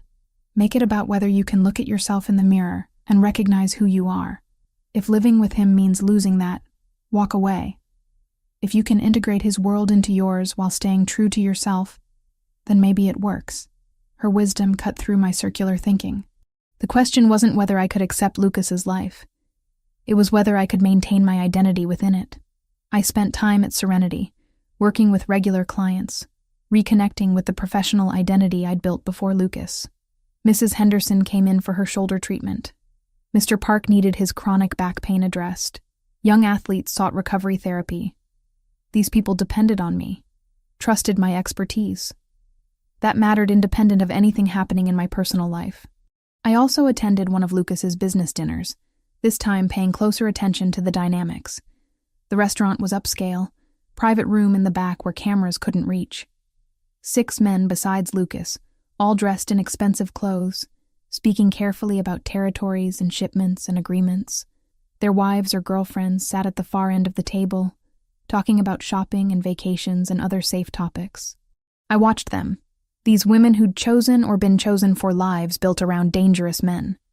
Some seemed content, others resigned. None appeared unhappy exactly, just adapted to circumstances they'd accepted as unchangeable. Lucas noticed my observation.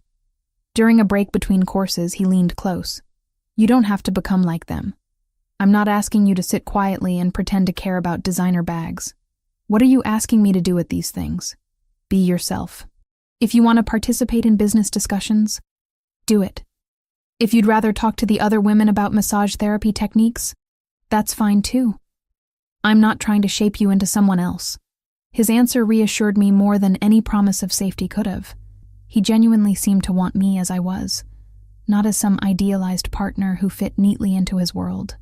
Megan visited that weekend, ostensibly to pick up textbooks she'd left in her guest room, but really to check on me. We sat in the library while Lucas handled business calls in his office. "So, he proposed moving in officially?" she asked, curled up on the leather couch with tea. "How did you know?" "He told me last time I visited that he planned to ask. Wanted my blessing first, apparently." She rolled her eyes affectionately. "Like I could stop you if you wanted to do it anyway. Your opinion matters to me. I know. That's why I told him the truth, that you're happier now than I've seen you in years. That before Lucas, you were exhausted and stressed constantly. That whatever he is and whatever he does, he takes care of you in ways that count." Her assessment aligned with my own observations.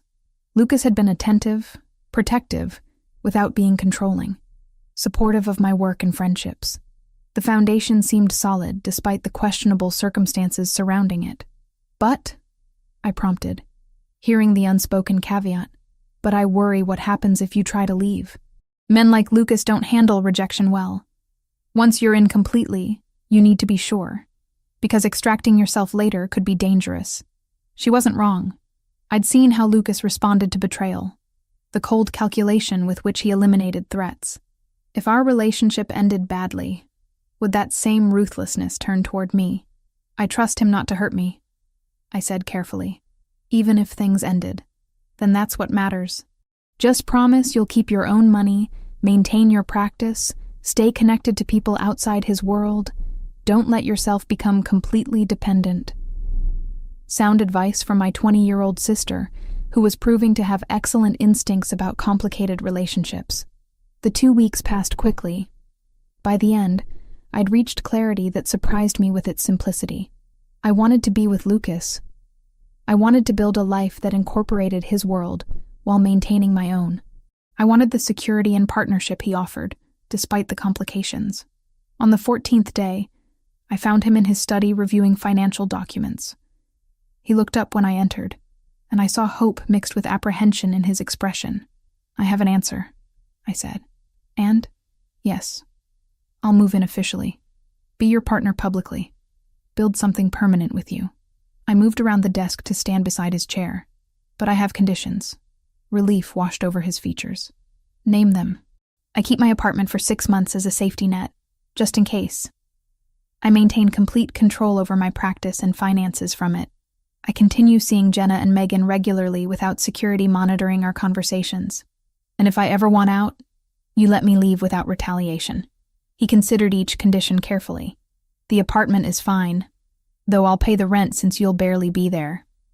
Control over your practice was never in question. Security won't monitor your personal conversations unless there's an active threat. And if you want to leave, I'll let you go." He paused. "Though I'll try like hell to convince you to stay first."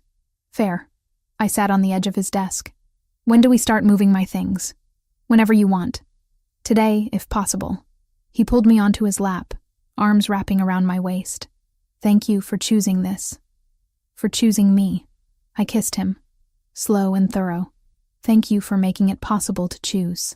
For respecting what I need." That afternoon, Vincent and 2 other men helped me collect belongings from my apartment. It felt surreal. Packing up the small space that had been home for 3 years, knowing I was moving into a mansion with armed security and my boyfriend who happened to run a criminal organization. Jenna came by to help, hugging me tight before we started loading boxes.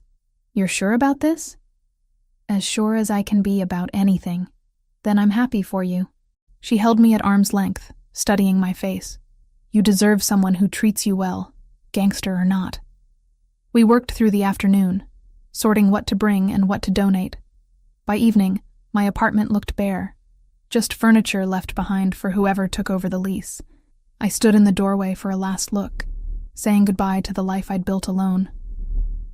Lucas was waiting when Vincent drove me back to the mansion, my belongings already being unpacked by staff I'd insisted handle it carefully. He took my hand, leading me upstairs to what he now called our room. My clothes hung in the massive closet beside his. My books lined shelves next to his Italian volumes. My essential oils sat on the bathroom counter next to his cologne. "What do you think?" he asked. I looked around at the physical manifestation of our merged lives, at the way my presence had altered his space. "I think it looks like home." His smile was worth every complicated choice that had led here. We spent that evening on the terrace, watching sunset paint the sky gold and orange, talking about plans for the future, expanding my practice, possibly into the spa I'd always dreamed of, Lucas's legitimate business ventures that could use therapeutic services for employees, Megan's graduation next year, and where we'd host the celebration. Normal conversations about normal things, despite nothing about our situation being remotely normal. But that had become our pattern. Finding ordinary moments within extraordinary circumstances, building something real in the spaces between Lucas's dangerous business and my attempts to maintain ethical boundaries. Later, lying in bed with his arms around me, I felt the weight of my decision settle into something like peace. I'd chosen this path with clear eyes and full knowledge of what it meant.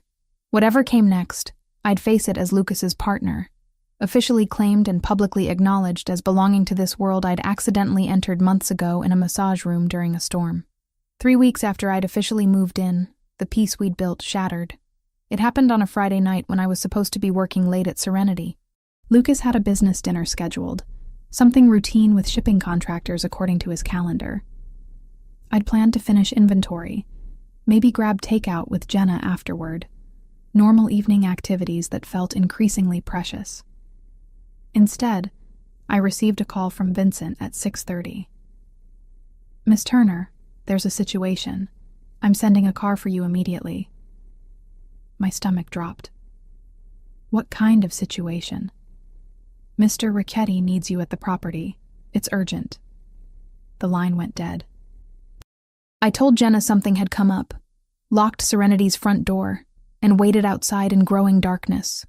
Storm clouds gathered overhead, heavy with the promise of rain. The first drops began falling as Vincent's car pulled up. He drove faster than usual, jaw tight with tension. When I tried asking questions, he just repeated that Lucas wanted me home. The use of that word, home, might have warmed me under different circumstances. Tonight it just amplified my fear. The mansion blazed with lights when we arrived. Cars I didn't recognize filled the circular drive. Armed men stood at strategic points, more than normal, all on high alert. Vincent escorted me inside quickly, hand hovering near his concealed weapon. Lucas met me in the foyer. Relief flashed across his face when he saw me, quickly replaced by grim determination. "You're safe." "Good. What's happening?" I searched his expression for clues. "The O'Sullivans broke the peace agreement. They hit 2 of our transport vehicles tonight, killed 3 drivers." His voice was ice-cold fury. "They're pushing for war again, and this time they're not being subtle about it." The news landed like a physical blow. Men were dead. The careful stability we'd built was crumbling. Why would they break the agreement? They negotiated in good faith. New leadership. Patrick O'Sullivan died last week, heart attack. His son Ryan is taking over, and apparently he thinks his father was weak for making peace with us. Lucas's hands clenched. He wants to prove himself by taking territory we control. So what happens now? Now I respond proportionally. Make it clear that breaking agreements with me costs more than they're willing to pay. He pulled me closer, lips brushing my forehead. "But you're not staying here tonight. It's not safe if they escalate further." "Where am I going?" "Safe house outside the city. Vincent will take you. Megan's already being collected from campus. You'll both stay there until this is resolved." It wasn't a replay of the warehouse fire. It was escalation. A second attack, deliberate and louder. The kind of move you make when you want the city to hear you. Whatever had burned weeks ago had been a warning. This was a declaration. Fear morphed into anger. "You're sending me away while you handle this alone. I'm protecting you while I do what needs to be done. There's a difference." His tone brooked no argument. "This is going to get ugly, Camilla. I don't want you anywhere near it. I'm not a child to be hidden away. No, you're the person I love most in this world, which makes you my greatest vulnerability." His grip tightened. "Please, don't fight me on this. I need to know you're safe so I can focus on ending this quickly." The raw emotion in his voice cut through my resistance. He was terrified for me, even while projecting controlled fury about everything else. "How long?" "A week at most, probably less." He kissed me properly then, desperate and claiming. "I'll call every day. Vincent stays with you. If anything feels wrong, If anyone approaches the safe house, you run. Understood? I nodded against his chest, breathing in his scent, trying to memorize this moment in case it was the last. The thought terrified me more than the threats from the O'Sullivans. Promise me you'll be careful, that you won't take unnecessary risks. I promise to survive this and come back to you. His forehead pressed against mine. Now go. Vincent's waiting. The safe house turned out to be a cabin 40 minutes outside the city, nestled in woods that provided natural concealment. Megan arrived shortly after me, escorted by 2 security guards who positioned themselves outside. My sister looked scared but trying to hide it. "This is really happening again," she said, sinking onto the couch. I thought the agreement meant it was over. So did I. I moved to the kitchen, needing to do something with my hands. But apparently peace doesn't last when leadership changes. We spent that night talking about everything except the danger, finding comfort in normalcy. Megan told me about classes and a guy she'd started dating. I described expanding Serenity's services, the spa I still dreamed of opening. We watched movies on the cabin's television, drank wine Vincent had stocked in the fridge, pretended we weren't waiting for news about whether the man I loved would survive the night. Lucas called at midnight. "I'm fine.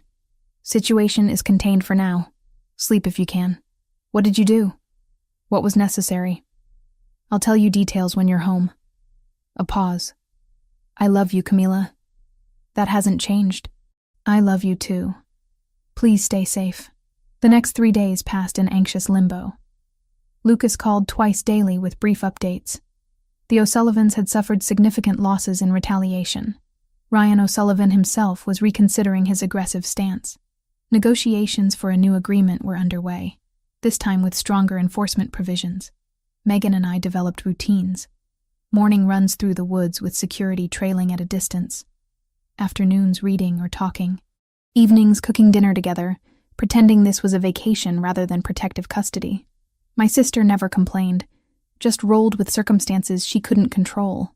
On the 4th day, Jenna called. "Cam, there are men watching Serenity. They've been there since yesterday. I'm freaked out. Ice flooded my veins." "What kind of men?" "I don't know. Just guys in a car across the street. They're not hiding it. It's like they want me to notice." Her voice shook. "Should I call the police?" "No. Lock up immediately and go to your sister's place. Don't go home tonight." I looked at Vincent, who was already on his phone coordinating response. "I'll handle this." After she hung up, I called Lucas. He answered on the first ring. "What's wrong?" "Someone's watching Serenity. Jenna just called terrified. What if they hurt her to get to me?" "They won't. I'm sending people now." He was already moving. I could hear car doors and engines. "Camilla, listen carefully. This is them testing boundaries, seeing if they can pressure me through you. It won't work. You can't know that." "Yes, I can. Because I'm about to make it abundantly clear what happens to anyone who threatens what's mine." The deadly promise in his voice should have frightened me. Instead, I felt grimly reassured. Vincent's phone rang. He listened briefly, then spoke. "Sir, we have eyes on Serenity. 2 vehicles, 4 men total. They're just observing." "Contain them," Lucas ordered. "I want to talk to whoever sent them. Alive if possible." The next hours were tense. Vincent received periodic updates while Megan and I tried to distract ourselves with cooking. Eventually, Lucas called back. Situation resolved. The men were O'Sullivans, sent to intimidate. They've been strongly discouraged from continuing surveillance of anyone connected to me. His tone suggested violence I didn't want details about. "Jenna's safe. Your practice is safe. You can stop worrying. When can we come home?" "Tomorrow. Ryan O'Sullivan has agreed to renegotiation. Meeting's set for tomorrow afternoon. After that, assuming it goes well, the threat level drops significantly." Relief made me dizzy. "Thank you for protecting her, for protecting all of us." "Always." The meeting happened at a neutral location, witnessed by representatives from other families who had interest in maintaining territorial peace. Lucas briefed me afterward, voice tight with barely controlled anger. Ryan's young and stupid, but not suicidal. He agreed to honor his father's original terms with additional penalties if breached again. He also agreed to pay restitution for the drivers killed and damages from the attacks. Lucas rubbed his eyes tiredly. It's done. We're back to cautious peace. That evening, he came to collect us personally. When I saw him standing in the cabin doorway, exhaustion written in every line of his body, but eyes lighting up when they found mine, something in my chest cracked open. I crossed the distance and wrapped my arms around him, not caring that Megan and Vincent were watching. I missed you, I whispered against his neck. I missed you more. His arms tightened. Let's go home. The drive back felt different somehow, weighted with understanding about what our life together actually meant. Peace was always temporary. Threats would continue emerging. Lucas would respond with calculated violence, and I would have to accept that while maintaining my own moral boundaries. But driving through the night with his hand in mine, knowing he'd moved heaven and earth to keep me safe, I realized something important. I loved him not despite what he was, but including all of it. The dangerous man and the gentle partner existed simultaneously, and both were real. Later, in our bedroom with rain finally falling outside, Lucas held me close. I need you to understand something. This life I live, the choices I make, they'll always carry risk. I can minimize it, manage it, but never eliminate it completely. I know. I traced the new bruise on his ribs, evidence of how close he'd come to real danger. But I'm choosing to stay anyway. Choosing you anyway. His kiss tasted like relief and promise, and the faint copper of blood he'd probably shed in my defense. Then we'll make it work. Together. 6 months after the O'Sullivan confrontation, life found new patterns. The second peace agreement held, this time backed by enough mutual respect and fear to make it sustainable. Lucas's organization stabilized, territories clearly defined, operations running smoothly. Thomas Santini returned to active duty, scarred but functional. Megan finished her sophomore year with excellent grades. Jenna expanded her role at Serenity, taking over more administrative duties so I could focus on treatments. And I learned to exist in both worlds simultaneously. Mornings at Serenity working with clients who knew nothing about Lucas, beyond the vague mention of a boyfriend in real estate. Afternoons at the mansion, integrated into rhythms of a household that ran on strict security protocols and unspoken hierarchies. Evenings with Lucas, where we carved out normalcy through shared meals and quiet conversations about futures we might actually survive to see. The transformation wasn't dramatic or sudden. I didn't wake up one day comfortable with what Lucas did. Instead, acceptance accumulated gradually through hundreds of small moments. Watching him coordinate security for Thomas's daughter's wedding. Seeing him pay college tuition for the children of men who died working for him. Understanding that loyalty in his world meant something tangible. Binding. Almost sacred. You've changed, Jenna observed one afternoon while we inventoried supplies at Serenity. Not bad, just different. How so? More confident. Less worried about what people think. You used to apologize for taking up space. Now you just exist in it. She studied me with the perception that came from years of friendship. Living with a crime boss agrees with you, apparently. I laughed despite myself. That's one way to put it. Are you happy, though? Really happy. The question deserved honest consideration. Yes. It's complicated and sometimes scary and definitely not what I imagined for my life. But yes, I'm happy. Lucas asked me to marry him on a Tuesday evening in October. Nothing dramatic, no grand romantic gesture. We were in the therapeutic room after I'd worked through tension in his shoulders from a long day of meetings. He pulled on his shirt, turned to face me and said simply, "Marry me." I blinked, certain I'd misheard. What? Marry me, Camila. Make this official in every way possible. His hands found mine, fingers intertwining. I'm not good at romance or pretty words, but I love you. I want to build a future with you. I want legal recognition that you're mine and I'm yours. That's the most unromantic proposal I've ever heard, but I was smiling, heart racing, feeling certainty settle into my bones. Yes, I'll marry you. Relief transformed his features. He pulled me close, kissing me with an intensity that made the world narrow to just us. When we broke apart, he rested his forehead against mine. I promise to keep you safe, to respect your work and independence, to never ask you to compromise who you are. I promise to stay, to choose you every day even when it's difficult. to build something real in the middle of all this chaos. We told Megan first, during her visit the following weekend. She squealed with genuine excitement, hugging us both, already planning wedding details we hadn't considered. Jenna cried happy tears when I showed her the ring Lucas had produced the next day, a simple platinum band with a single diamond. Understated but clearly expensive, like everything in his world. The wedding happened 2 months later, small ceremony with only people who mattered. Megan as my maid of honor, Franco Bellini as Lucas's best man, Vincent and the core security team standing as witnesses, Jenna and Thomas's family filling out the small chapel Lucas had arranged. No press, no publicity, just vows exchanged between two people who'd found each other in unlikely circumstances. I, Camilla, take you, Lucas, as my partner in all things. I promise to love you despite and because of everything you are, to build a life that honors both your world and mine. I, Lucas, take you, Camilla, as my wife and equal. I promise to protect you while respecting your strength, to value your presence as the greatest gift I've received. Simple words that carried weight of everything we'd survived together, every choice that had led to this moment. When he kissed me as my husband, it felt like sealing a promise we'd actually been making for months, one therapeutic session at a time. Life after the wedding settled into comfortable permanence. I kept Serenity, now expanding to include yoga classes and nutritional counseling. Lucas supported the growth, providing capital and business advice while maintaining distance from day-to-day operations. It remained mine, a piece of identity separate from being his wife. We talked about children eventually, though both agreed to wait a few years. Megan graduated, moved into her own apartment with security Lucas provided, but disguised as a building amenity. Jenna met someone, a graphic designer with no idea about my complicated family connections. Thomas's youngest started college on a full scholarship Lucas had arranged anonymously.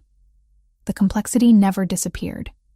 Lucas still made decisions I didn't agree with, still navigated a world built on violence and careful negotiation. But he kept his promise about transparency, briefing me on situations that might affect our life, respecting when I chose to distance myself from certain operations. And I found peace in the balance, spending mornings with clients who needed healing touch, afternoons managing the spa expansion I'd always dreamed of, evenings with the man who'd somehow become my anchor in chaos. We built something sustainable in the spaces between danger and normalcy, neither fully legitimate nor entirely criminal, just two people carving out room to breathe. One evening, almost a year after the wedding, I found Lucas on the terrace watching sunset paint the sky in shades of amber and gold. I settled beside him, his arm coming around my waist automatically. "Do you ever regret it?" he asked quietly. "Choosing this life? Sometimes I wonder what my life would look like if I'd said no that first night you came to Serenity. If I'd refused to see you again after realizing what you were." I leaned against his shoulder. "But I don't regret choosing you. This is complicated and sometimes frightening. But it's real. And it's mine. Ours," he corrected softly. "Ours," I agreed. We watched the light fade into twilight, comfortable in silence that no longer needed filling. Somewhere in the distance, security rotations changed shifts. Inside, Vincent coordinated tomorrow's schedule. Life continued in its strange rhythm of criminal operations and domestic routine, danger and safety existing simultaneously. I'd stopped trying to reconcile the contradictions. This was simply the reality I'd chosen. Accepting Lucas meant accepting everything that came with him. The man who touched me gently and ordered violence with equal conviction, who protected everyone under his care with ruthless dedication, who'd somehow made space for a massage therapist to exist authentically while building empire on foundations I'd never fully condone. Love in his world looked different from anything I'd imagined, but looking at him in the fading light, feeling safe and seen and valued despite everything, I knew I'd made the right choice. We'd built something worth protecting, worth fighting for. Not perfect, never simple, but undeniably ours.